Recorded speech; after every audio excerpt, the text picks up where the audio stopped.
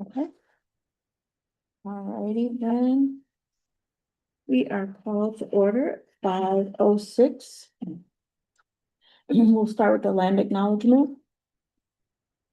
The Altadena Library District acknowledges its presence on the traditional, ancestral, and unceded land of the Gabrielino Tonga peoples. Altadena is located on the stolen homelands of the Hamunga tribal band.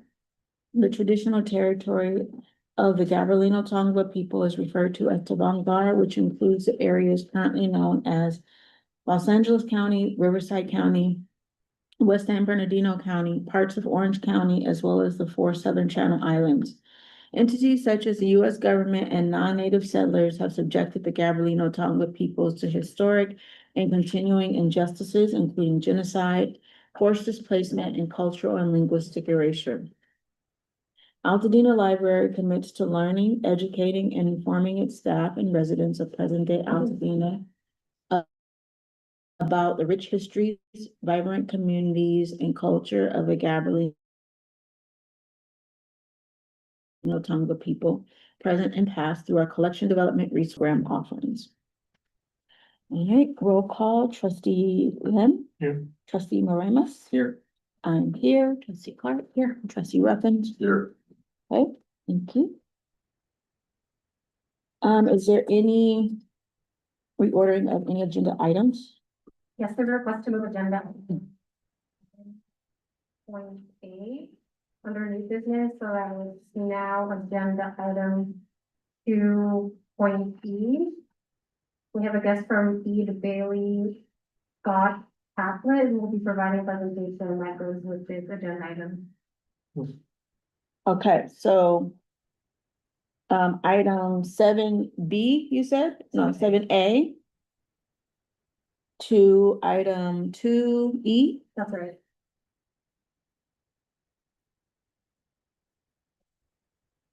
It's a couple time Yeah. zones away. Okay, so any other requests?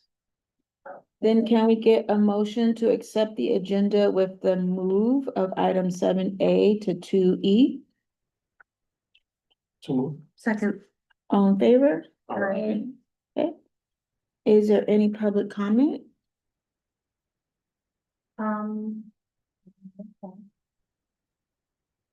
Nope. All right. Then we have the consent calendar. Can I get a motion? Actually, we'll have, 2E now. Oh, I'm sorry. Okay. Okay. I forgot just that fast. All right, then is Scott online?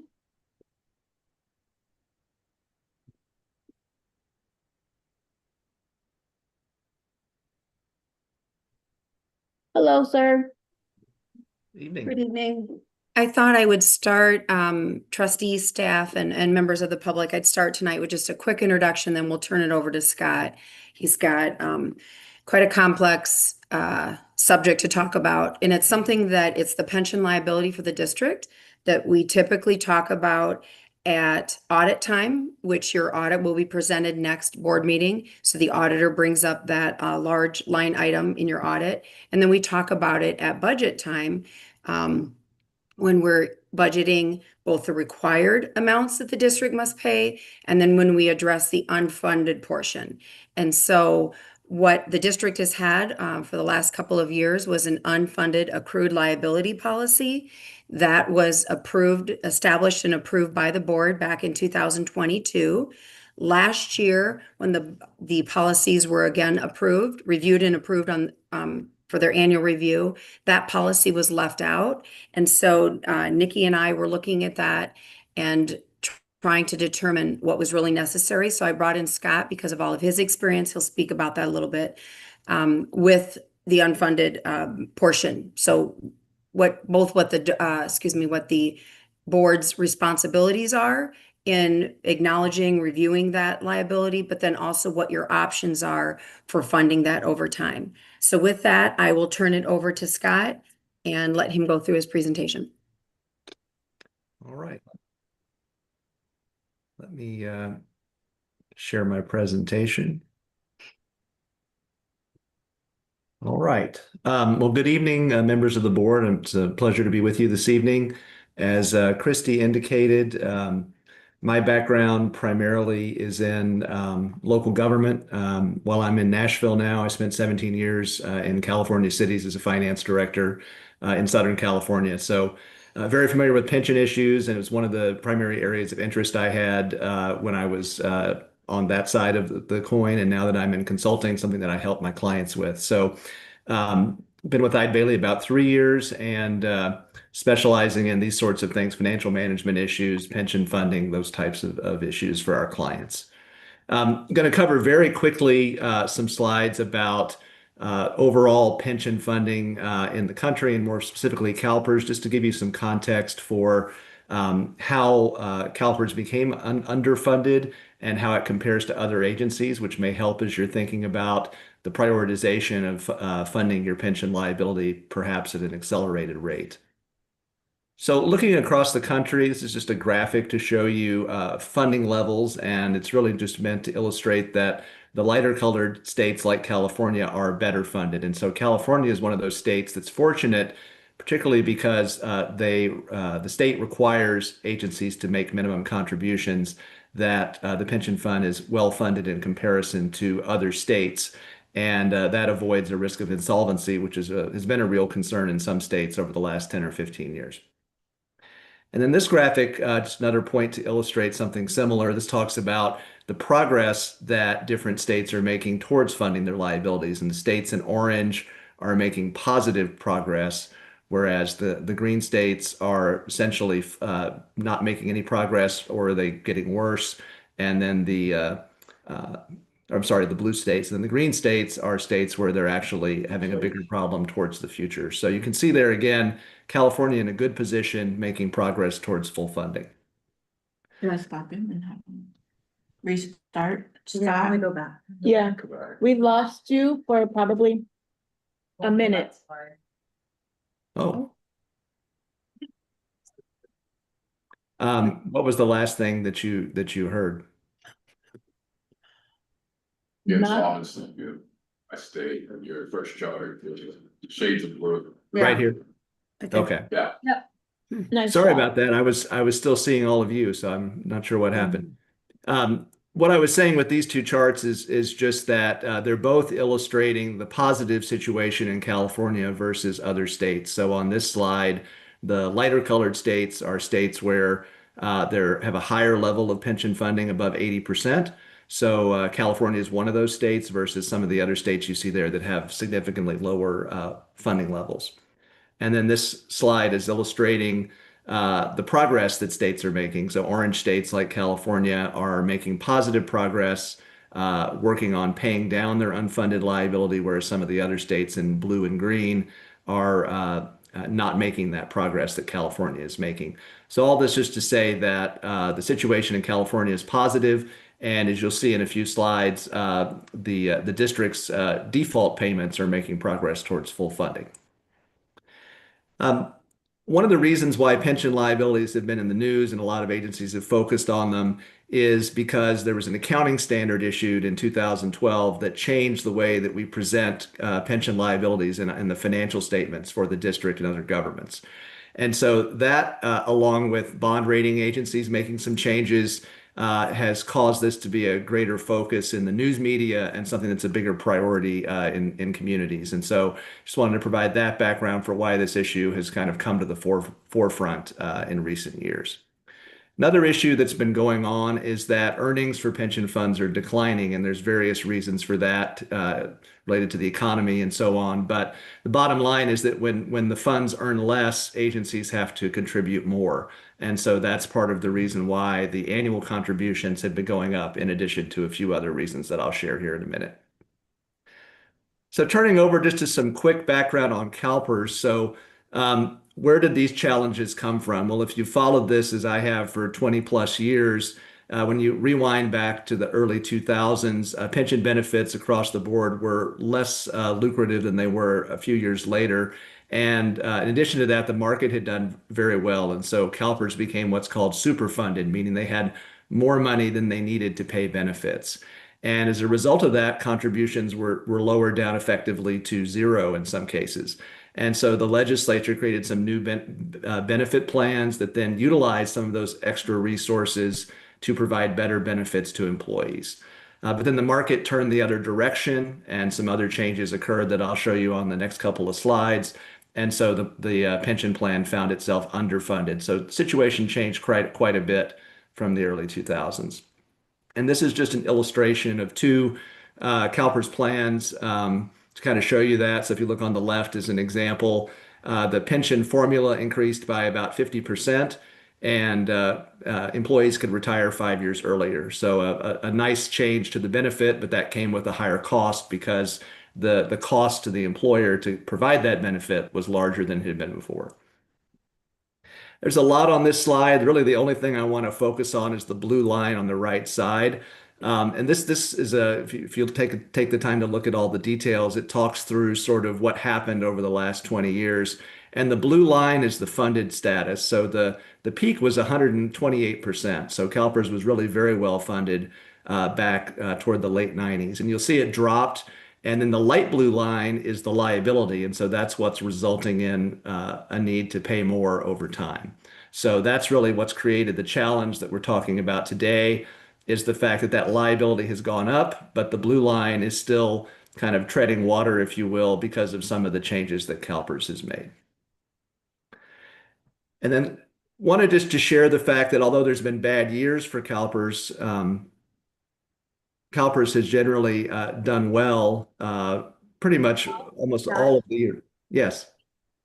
Hi, our audio went out. It's been out for maybe about 3 or 4 minutes. I sent a message, but I don't think you saw it in the Zoom. So we're working on trying to adjust it right now. So we'll let you know when we think it's okay. Okay.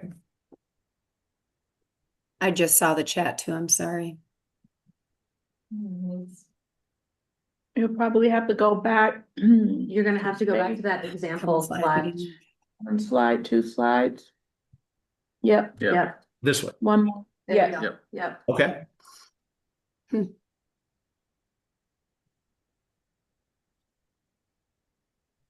I'm going to move the chat to a different screen just so I can see it again if you have troubles again.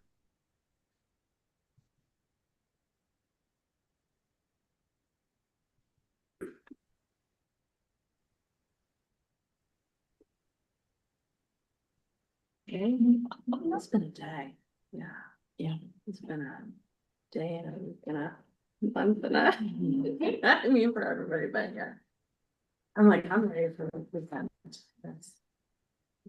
That's my, yeah, I'm done. It's a wrap. It's a wrap on this week. We can shut it down. We did what we could do. already on. Just, but this is go to the next one. I am in full agreement. I think we should be a little more stabilized now. All right, Scott, we'll give it another go. Okay. All right. Well, what I was saying on this slide was just to illustrate on the left side an example of the changes to the pension benefits that happened for a lot of agencies back 25 years ago. And so in that example, the benefit increased from 2% to 3% a year, and the retirement age moved 5 years earlier. And so the result of that was that the cost to the employers ends up being higher because you're providing a larger benefit. And this slide has a whole lot going on. Really, the only 2 things I wanted to focus on was the blue line in the chart, which shows that funded status. So you can see back in 1999, CalPERS was 128% funded, then dropped down to a low in the 60s. And you'll see that level has been pretty constant for about the last 10 years, while the light blue lines, which is the liabilities, have been growing. And so that's really what's been driving the higher cost to the district and to other employers, is the fact that as CalPERS has made changes to their assumptions, the liabilities have gone up. And so the payments have had to go up to compensate for that. And while that's been going on, CalPERS has had good years and bad years, but this is a useful slide, especially as we talk later about the pension funding policy, just to show that CalPERS over the course of the last 20 or 30 years has tracked pretty well towards their benchmark. And their benchmark right now is 6.8%. It's been lowered a few times to account for the market changes. But the last 2 years, which are on the chart, 9.3% and 23, 24, and then just out and still preliminary 24, 25, 11.6%. So the liability that you have right now on your books should be helped out by those 2 good years because CalPERS assumed 6.8% earnings for those 2 years, and in both years it was higher. So that's a positive that will help your liability go down faster just by virtue of the fact that the fund earned more money. One thing on this slide to share is the bottom right, just is interesting information that about 55% of the CalPERS pension payments that go out the door come from investment earnings. And that's why it's so important for them to hit their benchmark because over half of the money they're paying out is coming from those earnings. And so they have to make sure that their forecast for those earnings is No. accurate. Oh,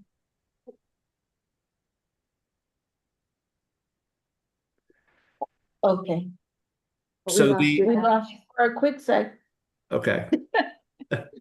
I'm here. So the things that CalPERS has done in the last few years, the reason why, even though there's been more money going in, that the funding hasn't improved as much as you might think it should. They lowered that investment return from 8.25% to 6.8%. They've made adjustments that were necessary to recognize that people are living longer. And so that also increases the liability because people have to be paid their pension for more years. And then they've improved some of the math they do and the actuarial analysis to make that more accurate as well. So those three things have been a negative. A positive, which is a big positive for the district that we'll show you in a few slides, has been the Pension Reform Act that was passed about 10 years ago, which the majority of the district's employees are now subject to that lower pension formula. So last thing to share here before we get to some data that's specific to tonight's policy.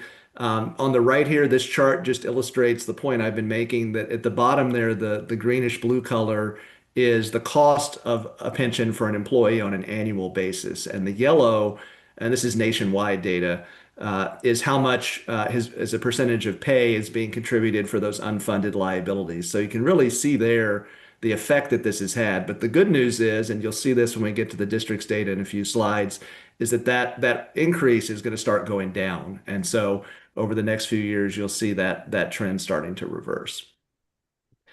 So the things that are on the table that the district or any agency can do to pay down their pension liability and what is really at the heart of your policy that's on the agenda this evening is a couple of different options. And CalPERS requires minimum contributions every year based on amortizing your liability over a set period of time. So if the board chose to do nothing and make no additional contributions beyond what CalPERS is requiring, your liability will get paid down over time. And we have a chart in a minute to show that.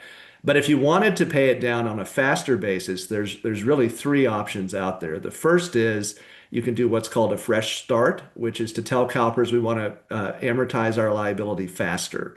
But if you do that, you're locked into it for the future. And so most agencies choose the second or third bullet, which is to either make annual payments on a discretionary basis to CalPERS or to put that money into Section 115 trust, like some of the conversations I know that the district has had before. Then the third option is pension bonds, which I have a slide on in a minute, but a more risky alternative and one that the Government Finance Officers Association doesn't recommend. So this just illustrates the point. This is just to show you kind of the power over time of extra payments, no different than if you were looking at your home mortgage. And you can see on the left there, the different line graphs just show if you pay down your liability on a faster basis that the payments are higher, but you're paying it off much, much sooner. And so it's really a question of, from a budgetary perspective, how much of a higher payment are you comfortable with? And then you can make that determination what makes sense for the district. Another important point to make, and this is a real chart from when I was the finance director in Newport Beach, just to show you that the tough thing is that even when you're making those payments, the market has a big effect, and CalPERS making changes has an effect. And so you can see here, we were making annual, fairly level payments every year, but you can see that the 2019 red line started to move in the wrong direction and then move back again, just depending on the swings in the market. And so you have to really emphasize if you're making these extra payments that although the end date is going to move back and forth as the market moves up and down, that you're still making a positive impact. And so that really is the underlying point to make. Then pension bonds, I'll just skip to the second slide and just share this. You know, for agencies that do this, basically what you're doing is issuing bonds in the market and providing CalPERS with a lump sum contribution. And the reason you would do that is because the interest rate could be lower or is lower generally on the bonds. However, depending on when you make that large contribution and what the market's doing, it can be a good or a bad decision. And so this is a real chart from 2020 and 21, just showing depending on which quarter an agency made a contribution in, they could have a benefit or they could have a loss. And then you're stuck making those payments for the term of the bond. And so really a risky proposition if you don't have some pretty thorough analysis behind it that makes sense for your agency. So we'll close with some data specific to the district. The first is what I think is really good news is that you have 95% of your employees as of 23, which is the most recent data that CalPERS has put out, that are in the PEPRA tier, and that's very high. Most agencies have a lot of employees still in the classic tier, and so that has a positive benefit on your pension liability. You have pooled plans, and so we've gone ahead and taken your data and put it into some charts that I'll show you now. There's a 2-year lag on this information, so we looked to see if the 24 data was available yet, and it wasn't for all 3 plans. So just recognize that this data is a little bit out of date, but it's the most recent data that's out there right now. This is a 10-year history specific to the district of funding, and you can see it looks like it's going down. It is going down over time, but that's again because of those changes that CalPERS has been making in the investment returns. And so if you fast forward that into the future, this shows you first your minimum payments that you're going to have to make. So this is if you do nothing different and just pay what CalPERS is requiring. You're at $304,000 in fiscal year 26. And the top number based on this year's actuarial reports would be $405,000 in 2032. So that's as high as the payment will get based on their projections. And this is that chart that was going down now showing the impact of those payments. And you see it starts to go back up and would achieve 80% funding in 2034, 90% in 38, and then 146. This is important because when we get to the policy, your current policy specifies that you need to be at 90% by 2030. And so to do that, obviously, you'd have to make some substantial additional payments to move this chart farther back. And this is a scenario that's in your CalPERS actuarial reports to show what would happen if you tried to pay this off over 15 years with flat payments. And so you can see the payments jump up from that 304,000 to 380. But you would have the liability paid off 5 years early. And the maximum payment would be a little bit lower than that 404,000. So you can see there that there is an impact to paying the liability down earlier if that's something that the board would choose to do. And then this shows what effect that has on your funded percentage. And you see it moves the funded percentage back to 2040 at 100%. But doesn't make a whole lot of difference in the years, the earlier years closer to right now. So over time, you would see it get up to 100% faster. So the most straightforward options that we see for the district would be to make flexible annual payments, and those could be made either directly to CalPERS or into a Section 115 trust. But we've recommended in the draft policy that those decisions be made while analyzing other budget priorities that the district may have. You know, this is an important priority to pay down your pension liability because it would save the district money. But you don't want to look at that in a vacuum. You want to think about what your other priorities are for other budgetary needs. And that's really a unique choice and a unique set of variables for every agency. So no 2 agencies end up in the same place on that decision. The pension funding policy, which I'll share during your discussion here in a moment, the main changes that we've recommended, it was a complex policy, and so we've tried to eliminate unnecessary complexity. We've removed that 2030 target year in our proposed changes to give you, again, flexibility to work towards full funding on a timeline that makes sense.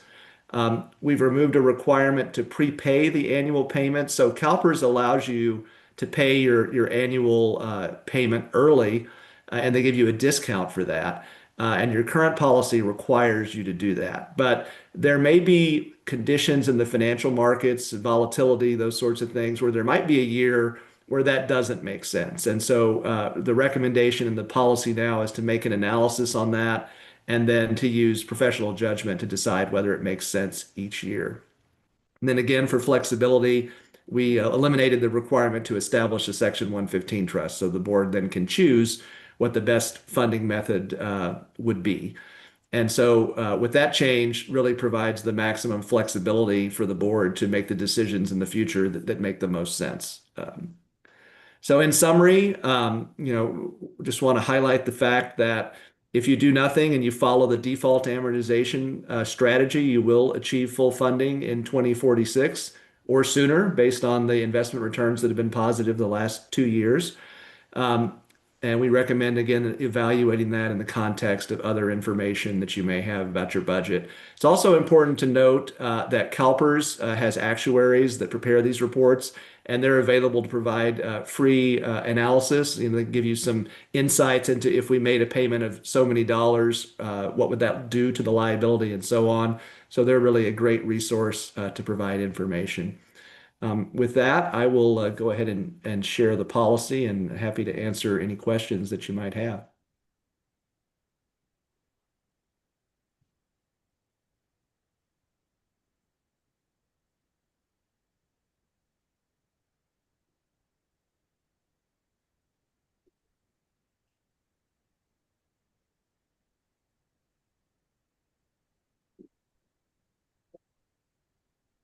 Scott, I will add that we did not provide the previous policy because it was completely redlined. It was prepared by another agency that was charging you a few $1,000s to look at it and look at the district's valuation policy, or excuse me, the valuation report against the policy to see if you were in compliance, and they were charging you to do that. And as Scott just said, you've got free services through CalPERS. They can do that for you and help you determine it.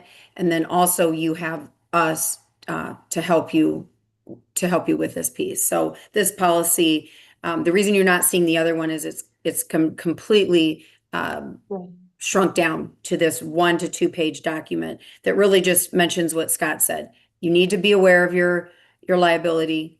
You need to be looking at this on an annual basis. Consider it as part of the budget at the beginning of the year when you're setting the budget, throughout the year, and then at the end of the year on where we end at the year to determine does it make sense to make an additional payment, or are those dollars better spent somewhere else? So I would say if you have any questions for Scott, either on what he presented or what's in this policy, please go ahead. Are there any questions? I don't know. Go ahead, Katie. Okay, I have a question, and this is because I feel like every time we talk about this, I almost understand it, and then I'm not sure if I do. Okay, so as a frequently broke person, I have experienced like owing, could be anybody, let's say Chase Bank, money on a credit card payment, and you like pay off more if you have extra money and then you pay down your debt faster. Do we get charged interest on our amount of money that we haven't funded? Or like, what is that debt even? Like, what is it really? So yes, you do get charged interest effectively because what they do is they do a calculation of the amount of money that the district should have at CalPERS versus the amount of money that you do have, and then they determine what the cost is of not having it fully funded. Because if you think back to my comment about the amount of money that the investment returns generate, so if you don't have any principal in the bank account at CalPERS, you can't earn any interest on it, and so they're essentially charging you for the interest on the principal that's missing. And so the sooner you get the principal in the bank account that's supposed to be there, then the less interest they're going to charge you. Okay. Got it. Okay, because they're saying like, hey, we should expect an X% return on this. but you guys don't have enough cash in there to generate that return, so that's like, that's the delta, right? Exactly. Yeah. And Yeah. then if they have a good year, then that's a gain. And so then you owe less. And if they have a bad year, then you have to make up the difference. Can I ask one more question? Of course. So if I understand what you were walking us through in the past, somebody at the state level said, oh my God, we have all this extra money, we should spend it in all these great ways, and then things turned around. What like guarantees do we have that somebody else won't have a genius idea at the state level 5 years from now that would change? Like, what I'm saying is, if we prepaid a whole bunch of money, like if we had money, which we don't, but if we did, and we prepaid a bunch of stuff, could there be a scenario where we maybe didn't have to do that, right? Like if a bunch of other public agencies are broke, they're not gonna necessarily require everybody to behave in the same way. Do you understand what I'm saying? Like, are there policy changes that could impact this? There's always changes that the legislature could make or that the CalPERS board could make. But what I will tell you, having watched this unfold over the last 20 years, is at least from my perspective, I think there's been a lot of learning that's been done from what's happened in the past. And at least for the last 10 years or so, the chief actuaries, which are the most senior people at CalPERS that do all the math behind this to make sure that the funding actually materializes, have undergone great efforts to make the math more accurate. And the folks that do the investing have undertaken great efforts to make the investment assumptions track much better with the reality. So I think, I guess to try to answer your question, there's always something that could occur, but I think that there's guardrails in place that are significantly more robust than there were 20 years ago to keep that from happening. Okay, fair enough. Great questions. Other questions? So I don't have a question so much as like a comment. I think this is a better policy because I feel like we've been ignoring the previous one completely. There wasn't a number that was actually being utilized to actually execute to pay off by 20, 30, 90%. We never actually did the fund that they're recommending. So I feel like, you know, we've been ignoring it. This better aligns us for the future. Plus, it also gives us the flexibility, given our current budget situation. The one thing that I would like to understand is whether we need to vote on it, in terms of what the district director actually does. And from what I understand, you get to decide, Vicky?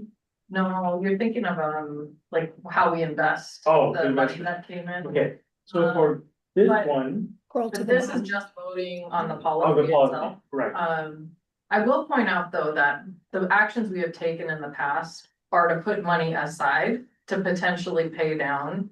Like right now in class, I have a separate sub account that has 283,000 that we could apply to CalPERS to pay down. We could put it in the trust because we did establish a section 115 trust or continue to hold it. So depending on what we think. Yeah. It was budgeted that way in our budget. It's not restricted funds, but again, that's the action that we've taken these past couple of years. Which I don't think was always such a bad thing, knowing the situation that we're currently in financially. Yeah. But at mid-year, we also want to look at where we're at in terms of the budget. Who knows what's gonna come in exactly with the county? But again, there is that money that has been designated for UL. but so does it then fall onto the board at one of these meetings to actually say, pull the trigger on that? Yeah. Or is it a Yes. budget committee?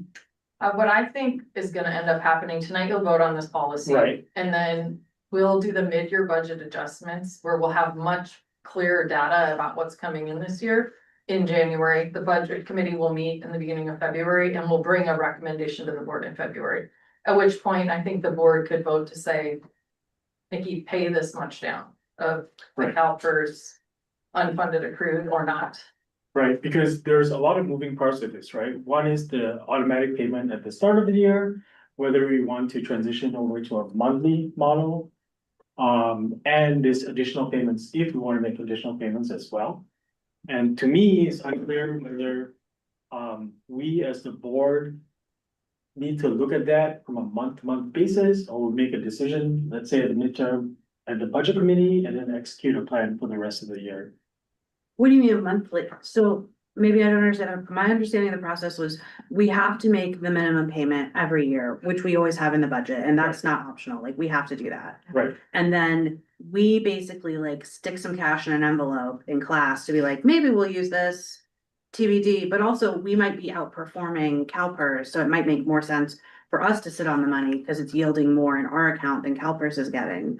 And then at some point, we can make one of these additional discretionary payments if we want.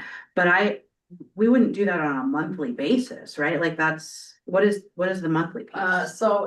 One of the things Scott talked about, during the presentation of the budget committee was whether or not an agency decides to make that lump sum payment at the beginning of the fiscal year or to be billed monthly. He can explain it more thoroughly why one advantage over the other. From what I understand and what the direction from Ike Bailey I've always been given is that if you pay it right away, you get a 3% savings Mhm, by doing that. So we do. right. But he was saying depending on how the market can fluctuate, maybe it's better to make monthly. Do you want to talk about that, Scott? Sure. Well, the alternative school of thought to paying early to get that savings is that by making 12 contributions, you're essentially spreading out the risk of your contributions when there's market volatility. So if you think about if you made that contribution on June 30th and the market was at a record high, and then on July 3rd it dropped 15%, let's say, then making that early payment may not have been the best decision versus if you were making 12 equal payments, you're spreading the risk across the year. So there's really no right answer. It's two different schools of thought, but there could be risk associated with the advance payment if the market was in a situation where, say, staff felt like there might be a reason not to prepay. And so that was the reason we were recommending the flexibility. So you're just dollar cost averaging your. Yeah. And then Exactly. the other point of interest was the historical ROI on the CalPERS prepayments was like 6.8%, which is far outpacing whatever we're getting from class right now. Right, yeah, because we're at like 4% or something. like Yeah, that. so it would make sense if we were to go that route. And again, nobody knows what the market does, right? Sure. But right now, CalPERS are outperforming the class investments. Is the monthly thing only relevant to additional discretionary payments? Like, because we have to make our minimum payment in a chunk, You right? don't have to. Oh, so we That's could what he's split saying, that right? as well. So, Okay. yeah, we choose, because at the beginning of the fiscal year, I'm told this is how much you owe Uh-huh, for Classic and Petra, and we make a lump sum payment. We could let it be billed monthly if we chose, so. oh, I see. I'd rather not personally, but Yeah. that's Yeah, my it seems like opinion. more work for, like, would we pick up more than 3%? Like, I don't know. I don't know. Yeah, no, possible to say. Okay, got it. But it does bring Well, up the question of what to do with the money that's sitting in class. And we can talk about that when we have our mid-year budget adjustment meeting. When we talk about that in January, I would think we would talk about whether you want to send that to a trust that's managed by CalPERS, whether you want to keep it in class or whether you want to relinquish it back to the general fund, given some of the other shortfalls and other budget needs.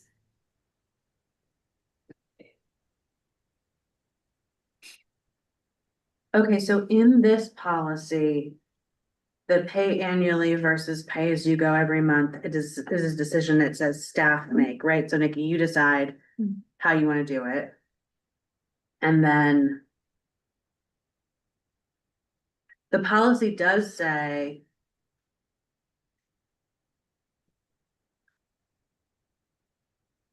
staff will review excess reserves, but I agree, Boone's point is well made that like it doesn't actually provide the like process. So maybe we just like insert a little thing and like and bring to the board for approval or whatever on the ADP thing. If it's our desire or whether we want to do that, that's my big question. What? I don't know. Yeah. Yeah, I mean, we can argue about it either way. Also in the final paragraph, to say district and not city, but Hmm. I changed that at one time. I'm sorry. Somehow it got missed in this draft. I had already changed that to district. Apologize.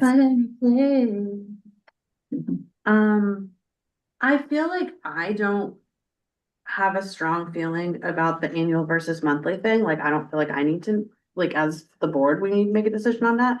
But I do feel like the disposition of the ADP, but do we even need to say that in the policy? Cause it would have to come in as part of the budget anyway, right? Like, do we Right. need an additional control in this policy that basically says, do your best? No, I don't think so. Okay, great. Then I don't care about it at all. It would have to run through the board. Yeah, like, there's no way we're not gonna put it in the budget. so- Yeah, as part of the budget. Yeah, Okay. yeah. I think what this policy does though, is it says how often you need to, it tells you what you need to be looking at, how often you need to look at it, and that you need to do something, where the other policy was very specific about what you needed to do and when you needed to do it. This is just much more flexible. It is for the board to be managing with the, you know, the library director, but here are the things that you can look at and the options that you have to make sure that you're still managing this liability. So if you're all in agreement with that, unless you have changes for the policy, I think this is what's up for vote tonight, correct, Nikki? Is Yeah. adopting this policy, okay. Are there more questions or comments about this policy? Because if not, can we get a motion to adopt this new updated pension policy? So moved. Second. All in favor? Great. Okay, thank you so much. Thank you. All right. Thank you, Scott. We Thank you. learned a lot. Have a good night. Okay. Now revisiting the agenda, we go to the consent calendar. Oh, good. Okay. Here we go. Back at the top. At the beginning. Holy cow.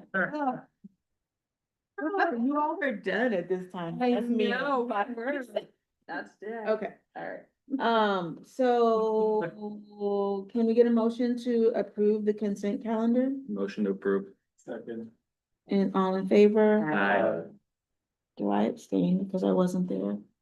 It doesn't matter. Okay, moving on. Let's go on to department updates and special presentations. We have the reports and are in the packet. Are there any questions or comments about the reports? You're very detailed as usual. Thank you. I have a small question about the reports, and it's just that, like, every month it's so rad to see all the photos of everything that happens. And while I'm sure that, like, every citizen in Altadena for sure downloads and reads the board report Of in full course. every month, like, I'm sure everybody's doing that, I know already. But like, I wonder just if there's a way that we could like share some of this with people. I don't even know how that would happen, but we get to see this every month and it's amazing. Like the amount of stuff that people do. I know Bren kills it on social media all the time. I'm not saying like we should do a new thing or but just, you know what I'm saying? Like there's all of this really cool stuff happening. It's like, here's what happened in October. You know, there's so much and it's so varied and it's so specific. And I don't think people know that we have different library departments even, or that like we have an IT department and a facilities department, that you guys do all this incredible work every month. You're gonna make social facilities and stuff? No? Oh, okay. There is conversation with Bryn about, in like expanding our social and like doing a little more like librarian focus, like putting Yeah. our, like, much to my dismay, putting our faces more forward.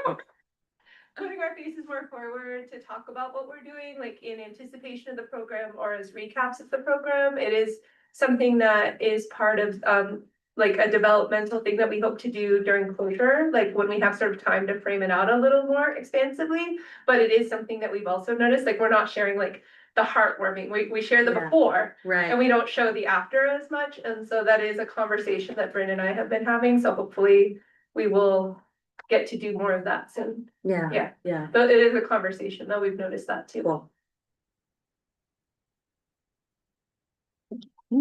Good idea. So everybody not reading all of these things? Oh, I assume, I mean, that's what people are talking about. All They're the like, people that are I- watching are reading. Oh, yeah, well, that is correct. That Venn diagram is, that's right. Aren't you out there? Hello. Oh, I'm not getting famous. Any other comments or questions on the report? Okay, then we will move on to item 6. And there was nothing from the support groups, right? Unless, was there? Yes. Quickly mention, the foundation did have their board retreat, last Wednesday. Ray was there as our board liaison. I presented about all the usual stuff, and they did have a conversation about, a focus in this next year on developing policy around the spending and accepting of donations, and that being a more active process with the board in light of some of the groups that have potentially wanted to donate to the foundation. They also, are gonna work closely with Trustee Clark on the naming opportunities and potentially a capital campaign around the building project. So I thought it was, first time they've come together in a while and a really good discussion about what they'll be focusing on in the next year. The Friends did have a meeting earlier this month. They meet on the first Tuesday.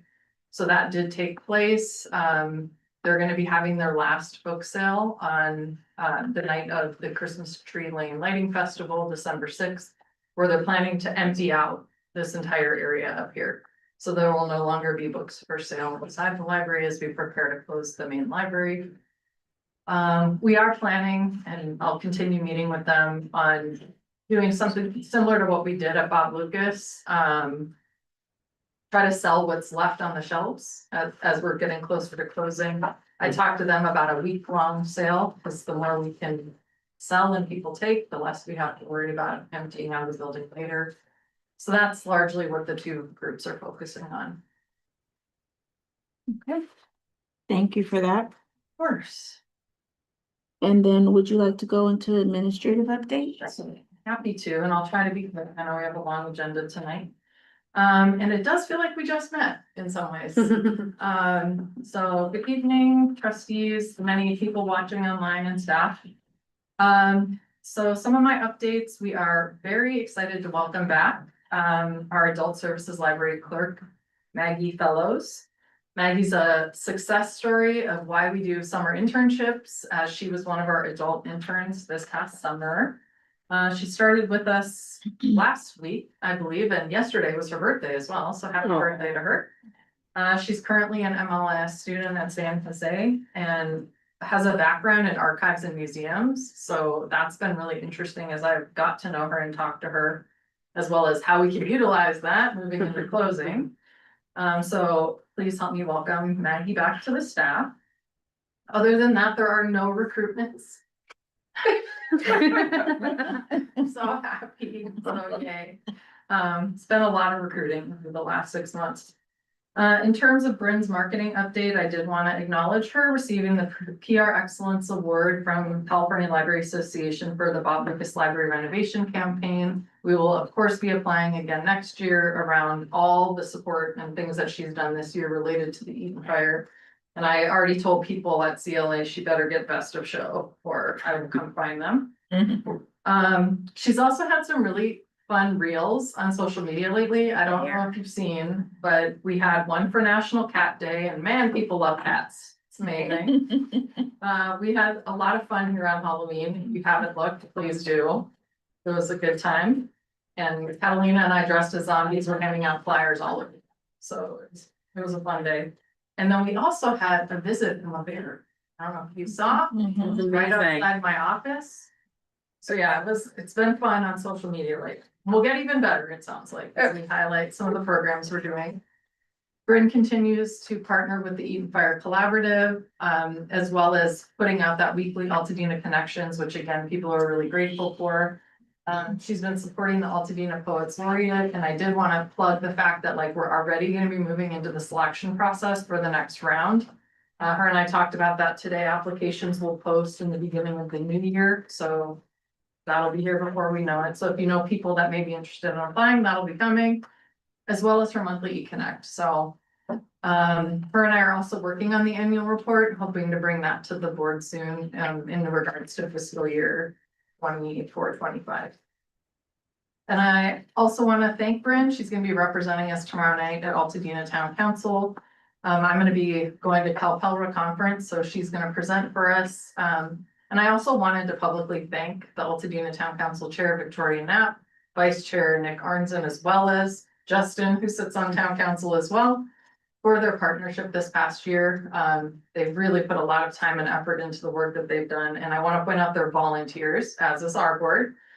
So thank you to the Town Council, and Bryn's gonna make a comment to that effect, because it's the last night that Victoria will chair, as well as some of those members that are going off of council. In terms of Crisis and Recovery Committee, we did meet with our lobbyist Jean Hurst earlier this month. She's currently drafting a letter, or has drafted a letter for us to share with our elected officials, as they're already beginning the next budget cycle, which is crazy. So we'll keep pushing and bugging, and I think Katie sort of did today, right? Yeah, today we had the reason I was late, we had a policy roundtable with Senator Perez over at the Eaton Fire Collaboratory. And we shared with her our request for additional funding for this year going forward. And she reiterated that it is her plan, and that she has been in contact with the governor's office, that like the way that they want to handle this is a year by year understanding, to see like, oh, did all of our taxes recover overnight? Did they get worse? So that rather than giving that lump sum, they want to do it year by year. So her office has been so helpful in not just obtaining those funds, but making sure we actually get them in hand. And so I know we'll continue to work closely with her. Thank you. And we did receive the check, the whole amount, the 3.6. The Bank of California staff were a little shocked last week. And they said, like, you can't withdraw it right away. So, and yeah, again, it was Senator Perez and Assemblymember Harabidi and staff that really pressured the California State Library to give us that form. So thank you to them. So the mentorship program for SCLC came to a conclusion September 30th. That was kind of my baby. And we had 40 pairs of mentors and mentees go through that program, which was great. I am happy to share that we had 10 staff apply to participate next year. So really excited about that. I also attended the California Public Library Directors Forum, as well as the California Library Association annual conference last month. Big shout out to Katie for the presentation we did, Burned but Not Broken. Really good job. It was an excellent presentation that really moved, I felt like, everybody that attended. Lots of super positive feedback. To add to Katie's amazing presenting skills, she also did a session at TEDx Altadena. I don't think those videos have posted yet, but when they do, I highly recommend everybody check them out. They posted? I found. They're gonna do better ones. So like they posted them, but like the video quality is not super great and the beginnings are cut off. So they told us that they're working with like TED HQ to fix it. Make it better. Yeah. I hope so, because the presentations were amazing. Yeah, the speakers So when were they- really good. When they are released, highly recommend. And I was happy to offer the welcoming remarks, and we pulled it together. It was an interesting day, is what I would say. How'd it go? Did you got your memorization skills were on point? I did, which was a good thing, because the teleprompter was not prompted for me. course. So I looked down and it wasn't working. I was like, okay, regroup. And I did it. And Good. it went well. It Good was job. really good. So anyway, I'm glad I did memorize it. So let's see, we are continuing to do a community food distribution thanks to the staff that continue to organize that. Next one will be Wednesday, the 26th at 11 a.m. And people start showing up here before we even get to work. So it's a long line and much appreciated. Our next and last second Saturday concert before we close will be December 13th, featuring Rhythms of the Village. Please spread the word. Unfortunately, we canceled November. We just didn't have a lot of signups, and there's a lot that goes into those concerts to like not have a lot of people attend. So we're gonna postpone that band. They're gonna do a rain check for us.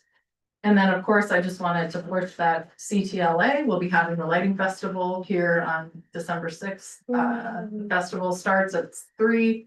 The lighting ceremony happens at 6 o'clock. So hope to see you all there. And I think that's enough. Go Dodgers. That was the other thing. I went to the parade. It was really Nice. Any questions or comments for Nikki on the admin updates?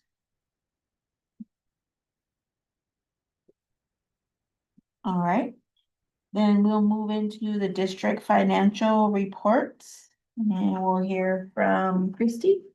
Or So you? because we only had 3 weeks between, we don't have the October financials. We're gonna have those ready for December.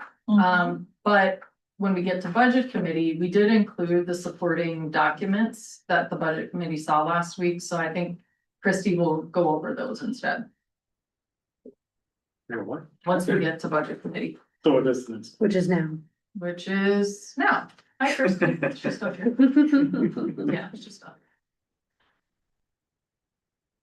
So the expected update from budget committee did not happen. The what? Because when we had budget committee, there was gonna be an update at this meeting, but that didn't happen. We put a report in from the budget committee. From you. No. There was supposed to be updated numbers that were gonna happen between the budget committee meeting and this meeting, but that didn't happen. Okay. I don't think so. Okay. I think maybe you were thinking of, the investment information that we were gonna, Was that one? for the Okay. 3.6. Okay. Is Christie here? I am here. Sorry, I missed your comment though. So we included the supporting documentation from the budget committee in the board package, Okay. which included the 5-year forecast. I don't know if you wanted to spend a little time just reviewing that with the board. Yes, I can. Sorry about that. I was looking at the agenda and trying to decide when you would need me again. Apologize. Let me pull it up. Starts on page 39 is the budget Oh, committee. okay, perfect. Let me do that. Let me go to page 39. I was already fast forwarding to CFD. I forgot all about that piece. Let me get to it. Okay, thank you. Yes, so for the budget, for what is being presented, is it on the screen or do I need to share? Or I mean, does everybody have page 40 if we turn to page 40? Yeah, we all have it. Okay, so page 40 is just the preliminary through October. We're going to present final figures in December. Because of the earlier meeting date, we weren't able to complete everything. Not a lot changed for this report because we don't have any information back from the county. So it's really just another month of expenses, not a lot of changes in revenue. However, if you get to page 42, that page is what we started working on for a 5-year budget overview or budget forecast, if you want to call it that. And the point of this, and we will talk about it more at mid-year when we have better figures from the county. But what this is doing is putting in some assumptions. You can see in that right-hand column, there are assumptions that we made, and most of them are pretty conservative. So if you look at the revenues for FY26 through FY30, we didn't assume any additional property tax apportionments. It's likely that they could go up, but because we don't really know yet where the county is landing this year, and we don't know enough about the rebuilding and when we think those assessments will be made and there will be additional funds, to be conservative, we left those dollars alone. We added just a 2% increase for Measure Z. And again, this is after Measure Z makes the bond payments. Then we the extra dollars go here to fund general fund, and we've made a 2% increase there. And then if you get to the state income, we have that one-time payment. Again, it's an estimated figure. We'll know more in December for the backfill. And then the state supplemental funding relief is the 3.6 million that the board did receive at this point in time. And I apologize, I just realized I'm not on video. Sorry, screen blank.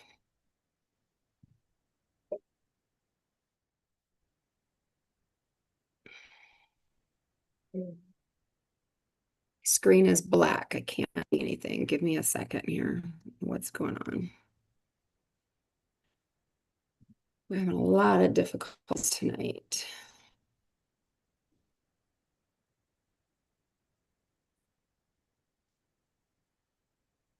Let me do this.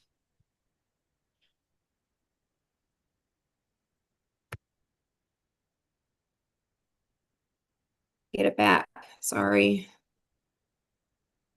We pulled it up on the screen. I don't know if that helps you, Chrissy. That would be helpful. Yeah, I'm not sure what happened. My screen went blank. I can see you, but I can't see my figures anymore. Yeah, if you could fast forward or move to the slide 40, maybe 41, where we get into the 5-year overview, please.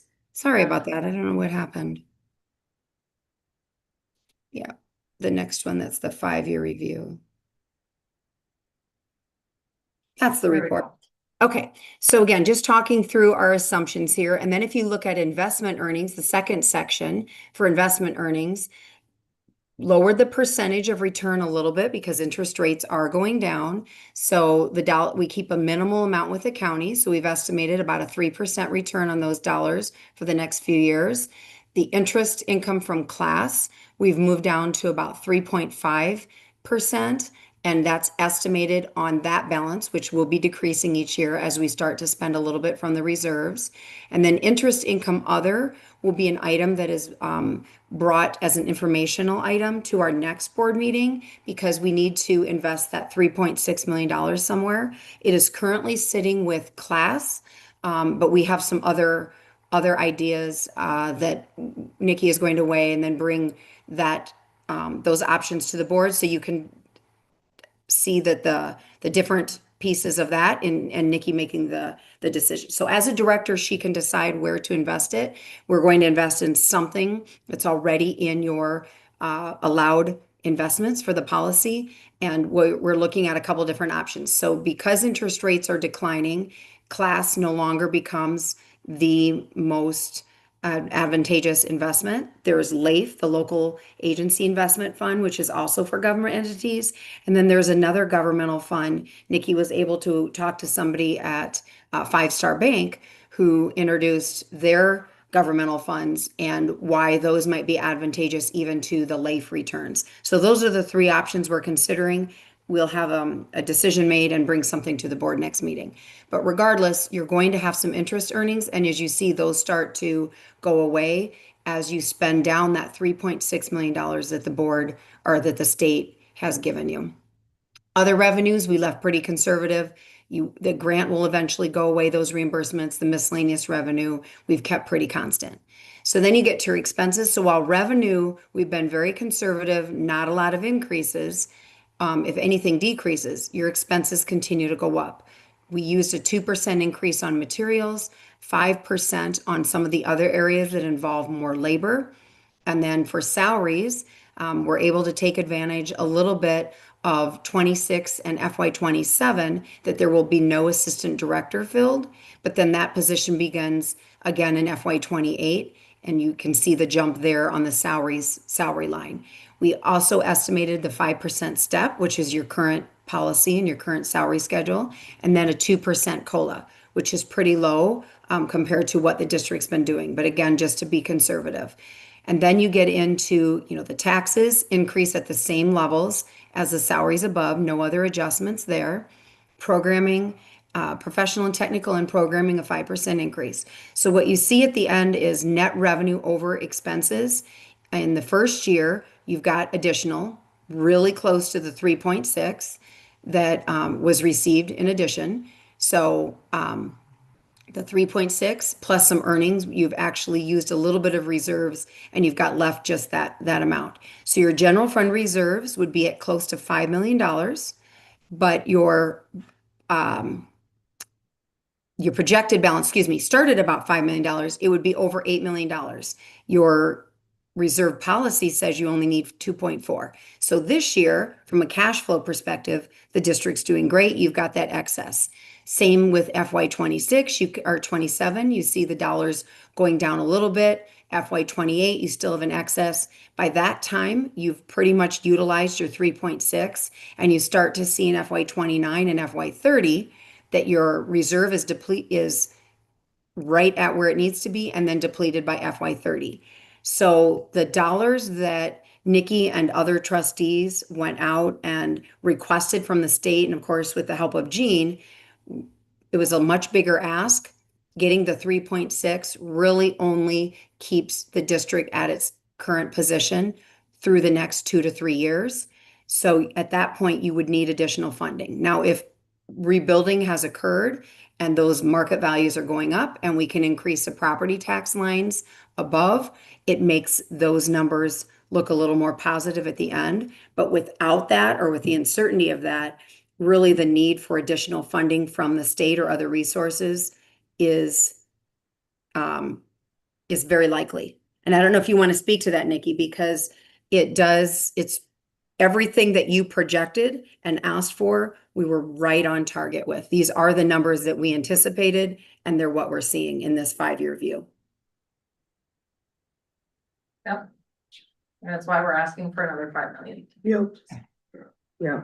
And I think that like, we should have talked to Jean about this as well, but like, I think this state is likely to do property tax backfill again for 27. 27. For 27. I think so.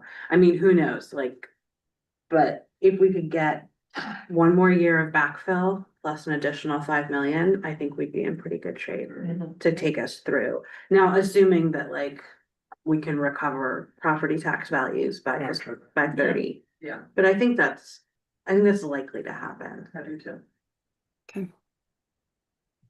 Yeah, I mean, well, we were right, but that's depressing. But also reassuring, that was a good guess. Yeah. This is something we'll continue to keep up. You'll see it again at midyear, because in December or January, we'll know what the county is apportioning and recording, but we really won't know until April the effects of all the deferrals and if people then start to continue to pay. So there's 2 things you're looking at. One is what are the dollars we're getting, but 2, it's the cash flow. When are we getting them and being able to make all the payments? So we'll continue to keep this up. You'll see this again when we start talking mid-year budget.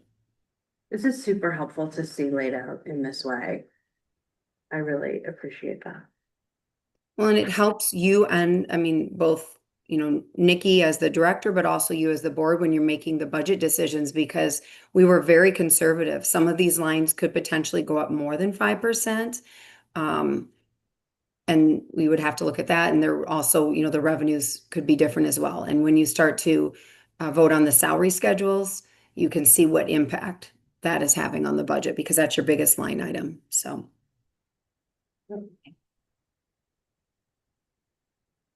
Thank you, Trustee. Okay. Thank you. Thanks, Christy. Okay. Are we skipping then ahead to facilities ad hoc committee? We don't need the budget report because we already covered it, right? With the budget committee report, we did that with the policy. Okay. Then facilities.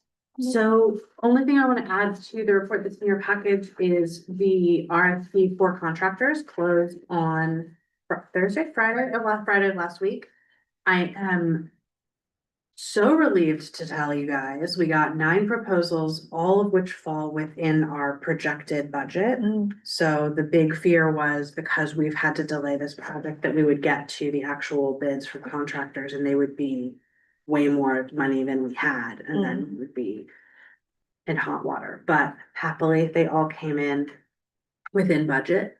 So we are now in the process of reviewing and scoring those, and we should be able to bring a recommendation to you all back at the December meeting.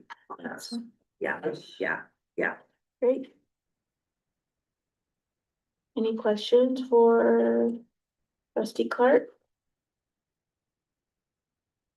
Okay, then let's shift into our new business. Item B, review and approval of the main library shelving RFP. We have Jennifer Pearson with us. Yay. Hey, Jennifer. Hello. Good evening, everyone. So this RFP is for the shelving that we're planning to reuse in the renovated main library. We need to have a contractor come in and disassemble it, store it for many months, and then make some modifications to it, adding new end panels and top panels to some of them, and then bring it back in and reinstall it in new locations within the library. So this is very similar to an RFP that we did for the Bob Lucas. That one included the same kind of scope for shelving, except that we were moving it from the main library to the Bob Lucas library. And that one also included furniture. In this case, we're not quite ready to do a furniture RFP, so we've broken it out to do just the shelving portion of it.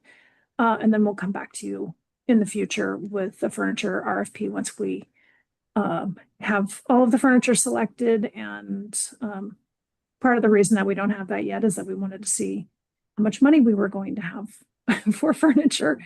And now we have a much better idea of that, but also it's just a little bit early to be issuing that RFP. So we'll come back to you with that, but in the meantime, we will need this contractor to get out there and get that shelving out of the library and into storage prior to the main construction team coming on. So our plan is to, assuming that you approve this RFP tonight, we will issue it tomorrow. We will expect bids through January 5th, and then we will bring back our recommendation to you for that regular January board meeting. Any questions? Any questions? All right, then can we get a motion to approve the request for proposals for the library shelving? Someone, Second. all in favor? Aye. Excellent. Thank you, everybody. Thank you, Thanks, Jennifer. Jennifer. All right, moving on to item C, which is review and approval of the main library moving and storage RFP. Good evening, everyone. Good evening. Daniel, already, I got to still leave. Manager for the Alpena district.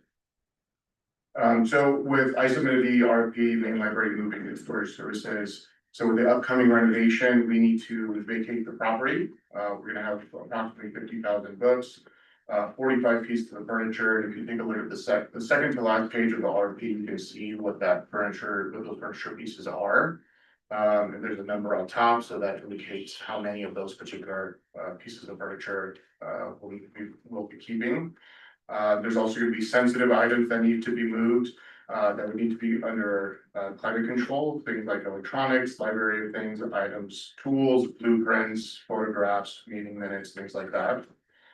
Initial thought was we would store everything in a container in the parking lot, but after doing some research, those get to be about 160 degrees in the summertime, which will cause problems for our books.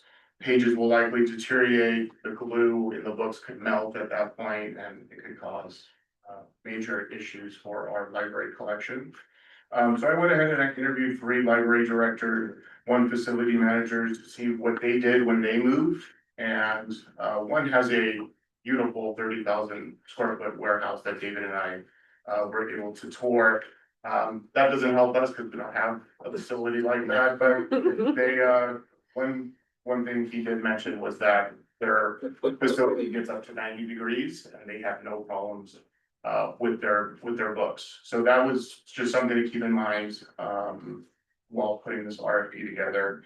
The other 3 use moving companies specializing in libraries. They systematically remove the books in a certain order, store them undamaged, and then they bring them back in the order that was predetermined.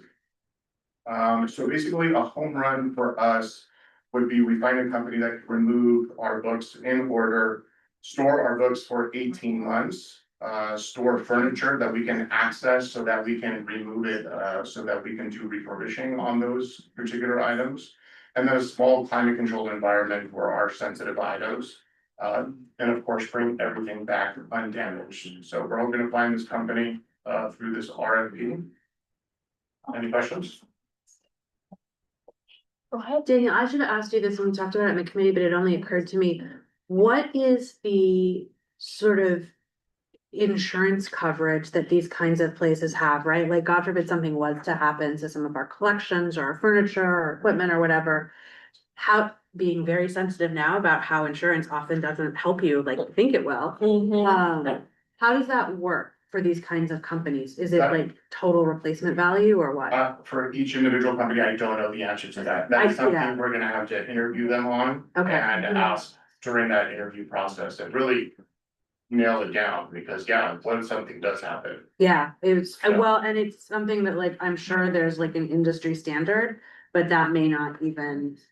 Yeah. Yeah, I so, don't, okay, I don't know the answer yet, but that's something I will find out. super, okay. Good question. Do we have an assessment of what everything's worth? That way, when you talk to them, you can at least say, I need coverage of X. That's a good point too. So we have about $50,000, we figure if we were to replace the entire thing, $30 per book, that comes out to be about 1.4. Okay. Our standard PSA has I think it's $1 million and a $2 million, so we'd have to look at like if that would need to be changed when we go Yeah. into the professional services agreement with them. You know, Yeah, for the totality of all of their stuff. just God forbid, yeah, cause. So, yeah, so section 1.13 here has the insurance requirements, they're the general one, so we should just make sure those match up with what we Yeah, actually need. just up the value. Mhm. Any other questions for Daniel or comments? Okay, then can we get a motion to approve the RFP for the library, main library moving and storage? So sorry, so, do we approve, but then have them change the 1.13? In the For the insurance RFP? requirement. Yeah. So, because it's part of so our- approve it with those corrections? Yeah, with a correction to increase it to whatever the collection value will be, including that, et cetera. I think 2 million should be good. Yeah. One I think you could even just say have coverage, equal. sufficient, yeah, Sure, equal yeah. to the full replacement value. All Yeah. all items. Not to exceed. Stores. Yeah, Yeah. exactly, Okay, yeah. yeah. So then the motion would be to approve the RFP with those suggested edits. So moved. Second, All in favor? Sorry. Aye. Aye. Yeah. like, who was the exciting, second? I don't know, we'll find out when we That read the would be consent the- calendar next month. Right. Okay, Thanks, thank you, Danielle. Daniel. All right, then next we have review and approval of resolution 2025-07, establishing an authorized signer for the Bank of California. Hey, I'll be presenting that one. Hello. Hello, good evening, Board of Trustees. So this is a pretty standard item. This resolution replaces one we had brought to the board in March 2022. And I do realize there is a typo in the resolution, which I'll correct before I get signatures on it. It should say the last time we brought this was March 28th, 2022, not 2025. But yes, so with the recent staff changes, our assistant director has moved on to another position. We are naming a new set of signers, including we have some trustees on there that are no longer sitting on the board, so we updated that as well. So the new list, as you can see on the item, includes Nikki, David Zero, our IT technical services manager, trustee Wilkerson, and trustee Clarkson. So again, this is just a pretty standard resolution that establishes who can sign on for checks on the business. Any questions? Then can get a motion to approve this resolution. So move. Second. A lot of ties tonight. All in favor? Aye. Thank you, Catalina. All right, next we have review and approval of the Altadena Library District Disclosure of Enterprise. Hello, everyone. David Zierba, IT and Technical Services Manager for the Library District, and I'm presenting the updated disclosure of enterprise systems of record. No significant changes here, just two minor ones overall. We recently, as you may know, migrated our library website to Squarespace, so we've added that in there as there is some content from the library in there. And then as of October, we sunsetted our previous library app, which was through Conversite, which was called MyLibro, and then now we've onboarded Communico. Before, we had already added Communico to that, so we now are just essentially removing Conversite as we're no longer using them any longer. So we just recommend the approval and the suggested changes, which are removal of Squarespace and, or sorry, adding Squarespace and removing Conversite. Any questions for David? Okay, Wait, yes. I'm sorry. Hmm. You said adding Squarespace and removing Conversite, Correct. right? Okay, it's just not struck through in the package. Oh, it In the doesn't resume. show it there, but it is, it doesn't look like it is, but But it is, yeah, it is in the, it's in the review stage, it just doesn't show it, but yes, it is Okay. struck through in the. I believe you. Okay, then. All right, so then can we get a motion? This is an action item, yes, a Yeah. motion to approve the updated disclosure of enterprise systems of record. So moved. Second. Heard it. All in favor? Aye. Awesome, thank you, David. All right, next we have receive and file SB 165 annual reports for CFD number 2020-1 to comply with the local agency special tax bond and accountability act, which is an informational item. Will you be Yes. presenting on that? So yeah, just real briefly, as you can see from the report, we're required to file this report on an annual basis. It's prepared by our special tax assessment firm, NBS. Basically, it just, we're required to show what the bond proceeds are, how they're being spent, and just being responsible to the taxpayers that we're doing that in a responsible manner. So as I mentioned, this was put together by NBS. It was also reviewed by Bailey twice, who made some edits. So feel pretty confident everything is accurate and happy to answer any questions you might have. Christie's here too, if you do have questions. Are there questions on this item? Okay, then, thank you. Mhm. All right, last item of new business. Review and approval of the updated collection development policy. Hello. Everybody's presenting tonight. It's fun, we get to see everybody.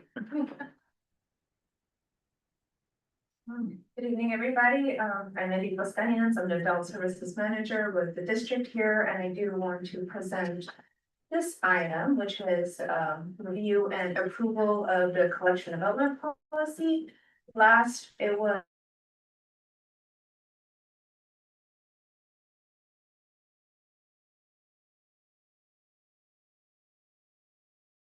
approved April 2020 Act, also known as AB 1825, which was passed in 2024. There are just a couple changes that need to be made to our current collection policy. One of them is the big chunk of it is to include these 4 statements that are listed in there in our policy.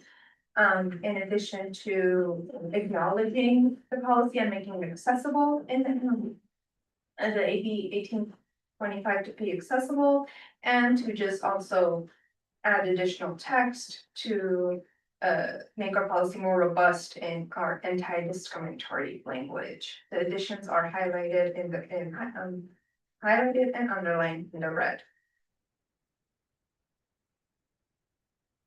And we recommend passing I'm approving of these changes. And I'll just add that California State Library required all library districts to have a policy and have it reviewed to reflect the California Freedom to Read Act that was passed.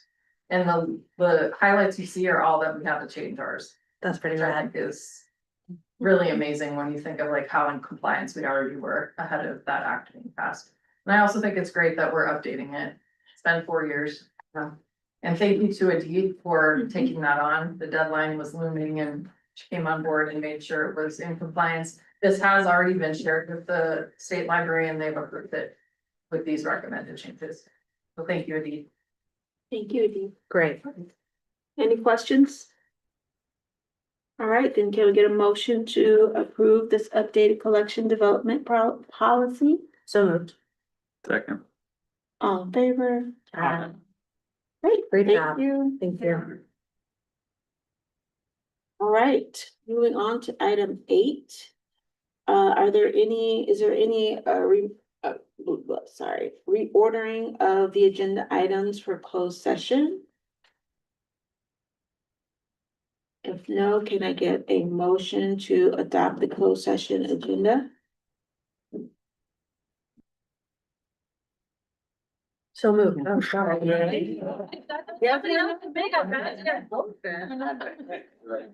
out of here. Beyond one time. Okay. All in favor? Aye. Okay, is there any closed session public comment? If no, then can I get a motion to convene to closed session? So moved. Second. All in favor? Aye.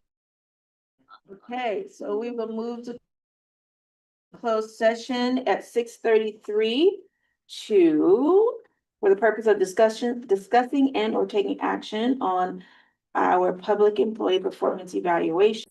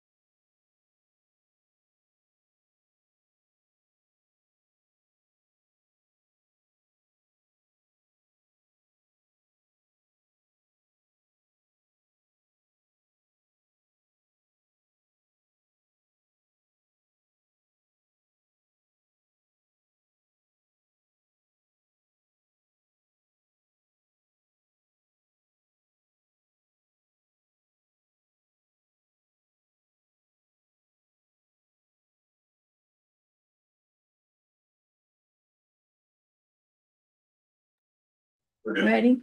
Mhm. All right, so we are reconvening to open session at 7:49. And let's do a roll call. Trustee Lim, Here. trustee Raymond. Here. I'm here, trustee Clark. Here. Trustee Ruffins. Here. Okay. And then the reportable action from closed session, we conducted the district director's annual evaluation. I'm speaking to people here. And now we will go on to item B, review and approval of the district director's contract amendment. And so, Okay, can we remind ourselves how we do this, because we have the suggested amendment we'd like to make. yes, Do we just say that, or do we have to like I believe I. pass a resolution or My what? laptop, I believe you make a motion to, renew the contract and then you provide your amendment. To amend the contract, because it's not up for renewal. Yeah, you're Yeah. amending it, yeah. Okay, all right. Okay, you want me to do it? yes. Okay, all right, then I'm gonna make, Oh, I got it. You got it, Yeah. okay. I'm gonna make them, and that's because I don't use ChatGPT, you know? Yeah. They'll say it's still sharp. Still sharp.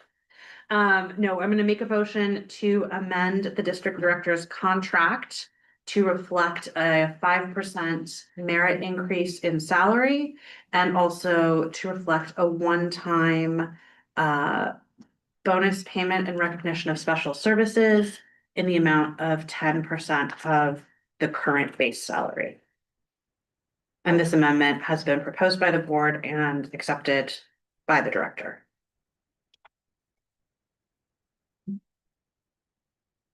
That's the motion. Is there a Set second? up, yeah. Seconded? Second. Okay. All in favor? Aye. And trustee Wilkerson will abstain. All right, moving on to governance. We just had one thing that we talked about next month. We are going to need to we're going to need to appoint. Elect officer. Oh, Elect, shit, it's December.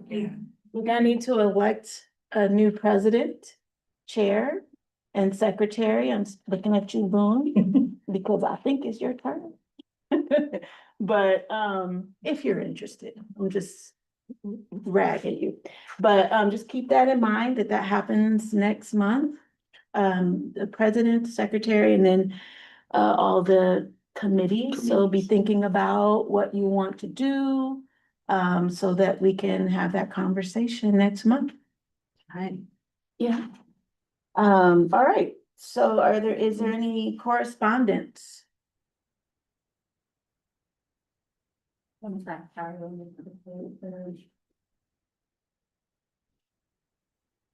Nothing on my end.